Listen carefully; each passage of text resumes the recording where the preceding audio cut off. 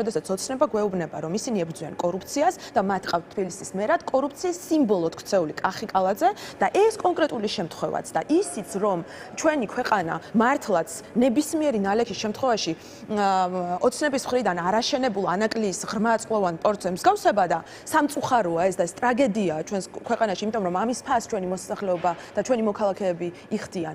ეს არის სწორედ აი ამ კორუფციის, უყურადღებობის და არაპროფესიონალიზმის დამსახურება. ხედავს. ისევე როგორც თბილისის მერი ვერ ხედავს პასუხისმგებლობას ვაკის პარკის მომხდარ ტრაგედიაზე, წყნეთში მომხდარ ტრაგედიაზე, უამრავ ტრაგედიაზე, რომელიც მართლა ჩვენს ქვეყანაში არსებობს და ამ ტრაგედიიდან ტრაგედიამდე ჩვენ ცხოვრობთ. ამაზე პასუხისმგებლობას ეს ადამიანები არ იღებენ, ისინი გასცემენ ნებართვებს. მე მინდა შეგახსენოთ თქვენ დანელიას ქუჩის შემთხვევა, დანელიას ქუჩა, რომელზეც კონკრეტული 2023 წელს კონკრეტული გეოლოგიური დასკვნა არის გაცემული იმასთან დაკავშირებით, რომ ამ ქუჩაზე არ შეიძლება მშენებლობის წარმოება და ეს გამოიწვევს იმ პროცესებს, რაც ჩვენ ვნახეთ ზუსტად რამოდენიმე კვირის წინ, როდესაც მართლაც ჰაერში არის გამოკიდებული მოსახლეობა იმის გამო, რომ იქ განახლდა მშენებლობა, ნებართვა გაიცა მიუხედავად გეოლოგიური დასკვნისა და შესაბამისად ამ მშენებლობამ გამოიწვია ჩვენ ასევე ვნახეთ ძალიან ბევრი კადრი არსებობს იმისა, რომ ამ მშენებლობას ეწინააღმდეგება ადგილობრივი მოსახლეობა. ანუ მოსახლეობასაც აღარ აქვს იმის ნდობა, საკუთარი მუნიციპალური სამსახურების აღარ აქვს იმის საშუალება, რომ აი ვიღაცა პასუხისმგებლობას აიღებს ნებისმიერ ამ შემთხვევაში.